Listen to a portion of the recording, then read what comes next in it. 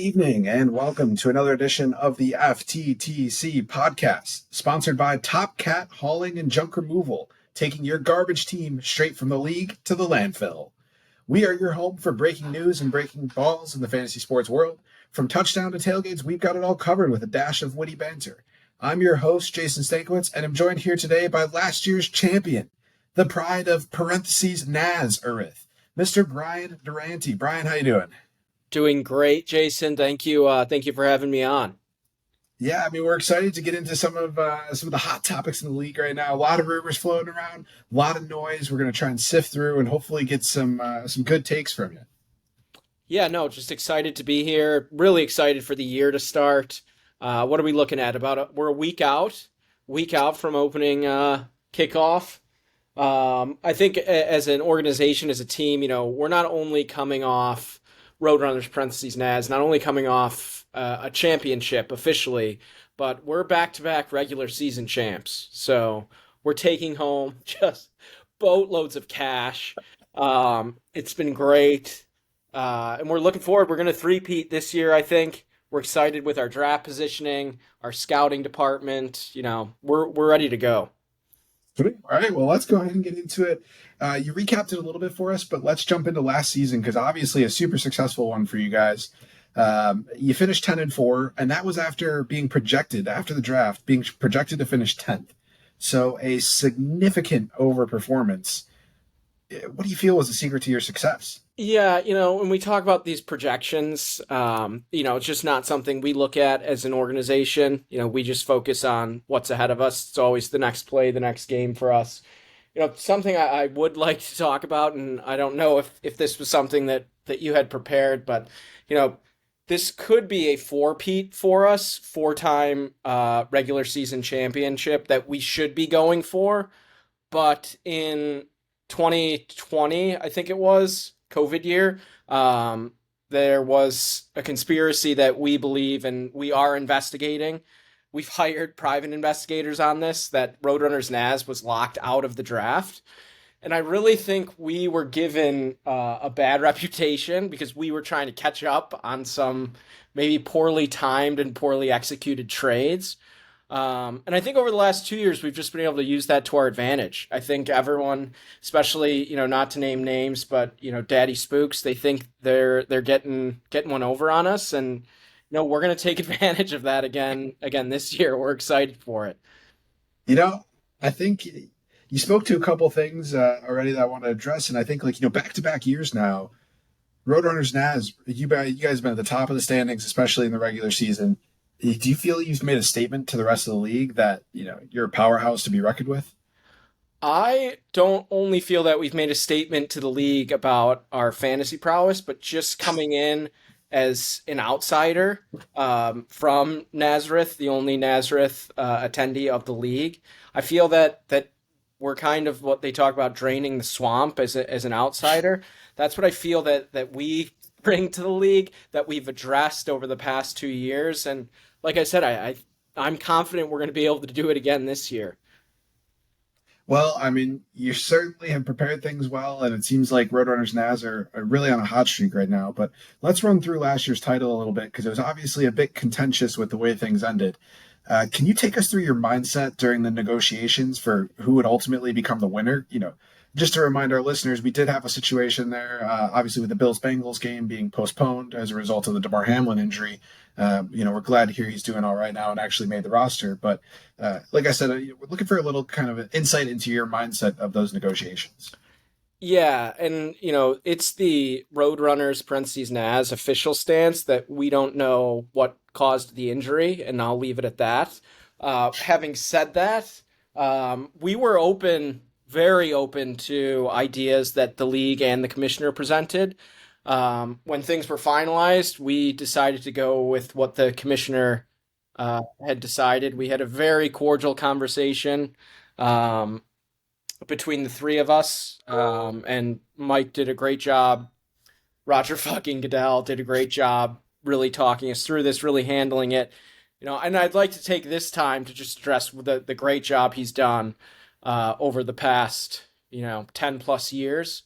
Really saddened sorrowed to hear about his retirement coming up in just a few short years. And from a Roadrunners NAZ perspective, we couldn't ask for a better commissioner.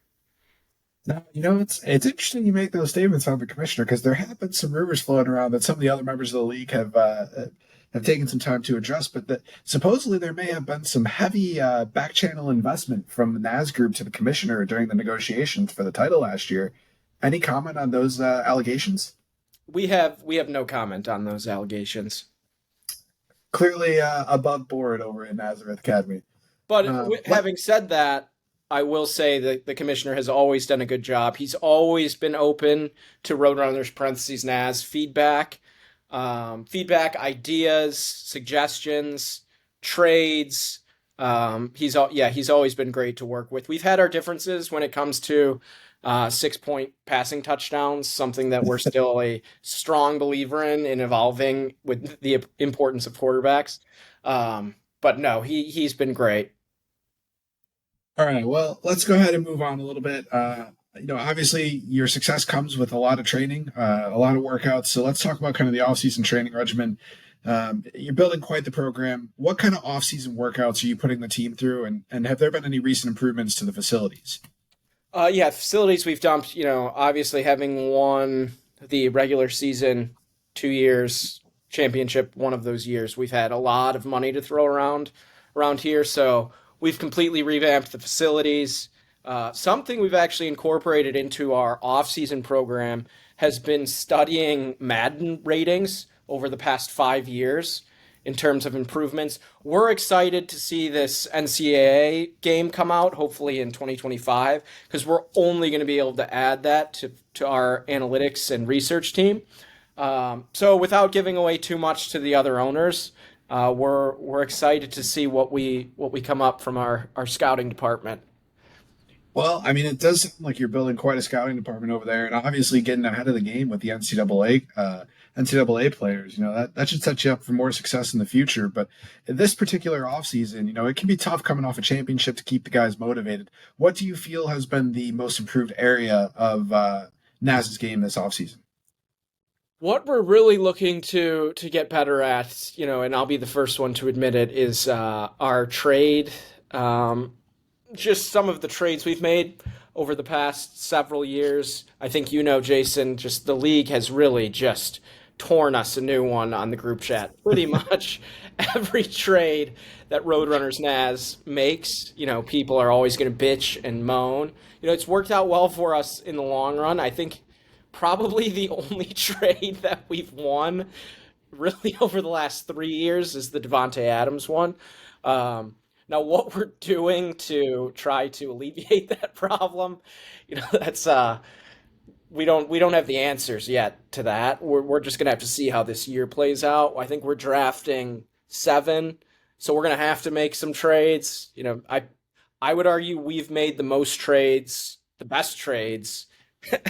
People say, we do some great trades. People say not so good trades, but that's going to be the one area we're working on this off season. Well, I think you bring up a great point with the upcoming draft, drafting seventh, potentially having to make moves. I want to move on to your draft expectations a little bit here. I was reviewing your draft history. Obviously, it's been really strong lately. A lot of good sleeper picks later on in the draft, a lot of key contributors. But one of the things that I noticed is just a general trend in your strategy is the proclivity to take a tight end early on. So the last the last 4 out of the 5 years, I have you taking a tight end. In 2021, I had you taking one in the third round, and then each of the 3 years before that, you took one in the second round. So Who did I take in the third round? Does it say? yeah, so 2021 third round tight end was Darren Waller. The years Oh, before that, it was wow. George Kittle, Travis Kelsey, Rob Gronkowski. So you're obviously big on the top tier tight end strategy. In the 7 hole, that could be a key slot with Travis Kelsey right there. You think we're going to see another tight end off the board right there? Jason, I'm gonna break some news here on the FTTC podcast, and I'm gonna just tell you we will not be taking Travis Kelsey at number Wow. 7. Okay. Yeah, I don't know if Okay. that's gonna give an advantage to others in the league, but I can say without a doubt he's not even someone we're looking at 7. Not even on the draft board. Wow. Well, the seventh slot is an interesting hole because you got a chance that a player could fall if he gets passed over ahead of you. Is there a certain player So that you're hoping, yeah, falls this down is to you? a great point at 7. If we would have drafted last week, and we would have taken Jonathan Taylor. And I know some leagues have drafted early. That was absolutely something we were looking to do. Hopefully, like a 1 to 3 pick value at 7, what we're looking for. It's going to be interesting. I think a lot of receivers are going to go earlier. Like Justin Jefferson's probably going 1 overall. Yep. 7's going to be tough because you're going to have Saquon there probably. You're going to have, once you get past 5 this year, everyone has a question mark. Yeah, it's very much a crapshoot at that point. Like, You kind of don't know where things are going to fall. what is Stephon Diggs going to be? He'll be there at 7. I don't think he's going to have that good of a year. Darren Waller. We didn't say we're not picking a tight end. We just said we're not picking Travis Kelce. Hey, I mean, if you want to take Darren Waller in the first round, I did have Dan earlier say that he was looking to take Deshaun Watson with his first overall pick in compiling his jailbird team. So Yeah, that's not a there's bad some different idea. strategies out there. See, that Um, would be a move I would make too. I would take someone like Jalen Hurts, like when it comes back around, way too high, and then yeah. But it's quarterback league. It's what I've been yeah, trying to tell folks in this league for a long time. it's certainly shaping up that way. Now you mentioned Jonathan Taylor, potentially taking what could have been a terrible pick. Who do you think makes a pick where they don't dodge the bullet this year? Who do you think makes the worst pick? Oh, that's a really good question. Trying to think in years past who drafts terribly. It's very likely to be Steve, but then he usually does some good free agent pickups. He's always just survives. He had He the one scraps year. by. He had that one year that went bad. What I don't know what the draft order is. It's going to be someone probably 7 through 12 that's just going to get absolutely fucked. Because there's just some guys that they just have glare. Like I could see, like Diggs is a perfect example. I could see him having a terrible year. I could see him being the second receiver behind, like Devonte Adams. Same, could have a Yep. monster year again. They could not figure out the quarterback issue and just be completely fucked. McCaffrey is probably just going to get hurt again. I could see so big one here. Derrick Henry is a real question mark. That's what I'm saying. Like past, like even Eckler has problem. So many of these Yeah. first round guys have huge. Other than Justin Jefferson, now that I'm thinking about it. So I'm going to go with Steve though. All right. Well, I mean, a lot of volatility out there. You raise a great point. Who knows where it could fall, but I do think, Steve is certainly a good candidate in the mix for that. who Um, who is leading the vote getter on that question? Steve might be up there. We've had actually pretty different answers across the board. I don't think too many people have been repetitive in that sense. Did anyone say Roadrunners NAZ? And now Roadrunners Yeah, NAS is, they know we draft well. people have been looking at the organization saying things are going well for these That guys. So tight end stat is insane. I cannot believe that. Because if you ask me that now, I would say I would completely deprioritize the tight end. I mean, there seems to be a good focus from you guys. So clearly, Yeah, listen. we're gonna Clearly, have the scouting to department have some is conversations internally about that. all right. Let's move on to some season expectations and season predictions here. So I'm going to go through two kind of real world predictions for you that I'm going to try and get from you, and then we'll talk about some more specific predictions for our league. But so in terms of real world performance, who ends up being the fantasy MVP for the year, scoring the most points? Good question. I think it's gonna be Jalen Hurts. I have to stick with my quarterback driven league output. Hurts. I think Hurts or Eckler. I'm gonna go Jalen Hurts. People have been high on Hurts. Not the first one to toss that answer out there, but He's you know, motivated. I mean, if he He is. performs well, this I would this might compare kind of lead him into to Roadrunners Naz In 2021, coming off the regular season championship, we lost in the playoffs, and we came back stronger than ever. That's going to be Hurts next year. All right, so let's move on to the overall landscape. Super Bowl predictions. Who you got in the Super Bowl this year? Easy to say Chiefs. I'm going to go Chiefs.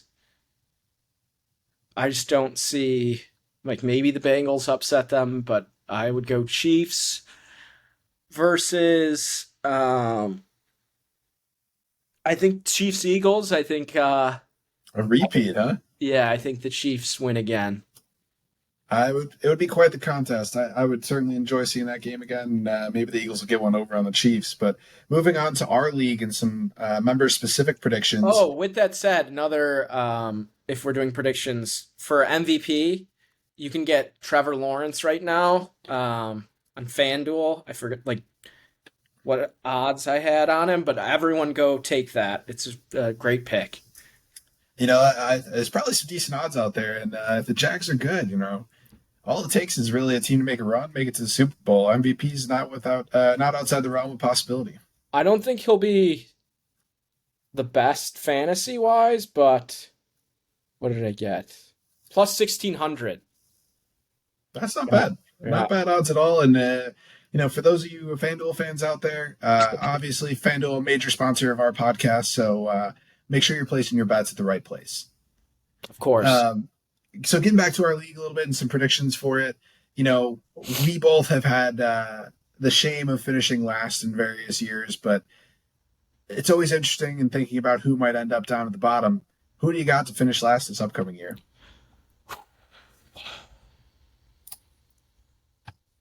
This is going to shock a lot of people. I think it's the commissioner.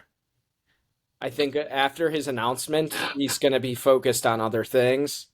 We're going to hate to see it from Roadrunners NAZ perspective. I don't think he's ever finished last. Correct? He has not. No, he's never really danced too much at the bottom of the table. He's generally kind of right smack dab in the middle. He's got the first pick. Yep. So he'll go Jefferson, probably. I think Jefferson gets hurt. And if your 1-1 gets hurt, you're fucked. Yeah, you're in trouble. That's a tough one to come back from. Yeah. So I'm going to go with the commissioner. Okay. And on the other side of it, I think I have an idea where you may go with this one, but whose turn is it to take home a title? Yeah, this is three-peat. Regular season, back-to-back postseason champs. Yeah, I figure that would be the answer. But I don't think it's even going to be really a problem this year. As long as we show up to the draft, it's evident that we're going to be in it. We're going to win the regular season if we show up to the draft. The playoffs, it's game at a time. Got to get kind of lucky. But I really just don't see it being an issue this year. Especially if we don't get a tight end in the first 3 rounds. It really shouldn't be too difficult. Well, obviously some big words there, but honestly backed up by success. Moving on to one last league prediction. In our league, obviously, not only do you have shame in finishing last, but on a weekly basis, you have shame with the lowest score. Who do you think will have the fastest shotgun this year, and who do you think will do the most shotguns? Oh, another great question. And I'd like to also address, I've only had to do the shotgun once since the rule has been instituted. That's impressive. We've just been doing that, the past 2 years? I think we might be going on 3 now. This might actually be the 4th year. Yeah, so just one time over the 4 years. God, who had to do it like 12 times last year? I probably did it I think I did 3 or 4 last year. I had a couple years ago. I had a streak of like 7 weeks in a row. I'm gonna go with you then again, Jason. I appreciate that. I don't mind a good Tuesday morning shotgun. It really gets things cooking. Your speed really was increasing week in, week out. It is a lot of practice. I've only done it once. It is just the fucking worst thing in the world. Yeah. Well, it certainly starts your workday off interesting. Yeah. Interesting, Look at you push. for the most, the fastest. Oh. We'll go with Shill on the fastest. Oh, okay. Mm-hmm. Okay. He does a fair few shotguns as well, so he might have a couple attempts at it. But yeah, moving on here to our last segment, there's a lot of rumors floating around that we want to address. We're trying to get some thoughts and comments on. So you've brought up the big one that we're going to start things off with here, and that's obviously the news that the commissioner is looking to step down in 2040. Um, Obviously, a long time away, and it will be a very long reign for him at that point. But curious if you have any thoughts or comments on his decision to, potentially be looking internal for some new commissioner help. Yeah, we're not going to be going for the commissioner role. We have too much to focus on here, winning championships consecutively, not just one, not just regular season, but we are looking for more postseason success. So we're not going to be focused on that. We thank the commissioner. He's really been the best we could ever ask for. We're going to throw our support behind whoever he chooses. And I think whoever he chooses we're confident he'll make the right decision, and we're going to support that with whatever he wants to do. Now, will he go to another league? We don't think so. But we would follow him to the ends of the earth. Well, clearly a very favorable opinion of the commissioner over at Roadrunners NAZ. But the last one I got for you here is another kind of controversial situation we have in the league, and that is the delay that Mr. Steve Blazer has had in doing his punishment. I'd love to get your take on where you fall out regarding him doing his punishment and the overall time it's taken for him to get around to it. Yeah, this is a tough one. Roadrunners NAZ is going to come out on the opposite end of the league on this one. If I was Steve, I would just quit the league.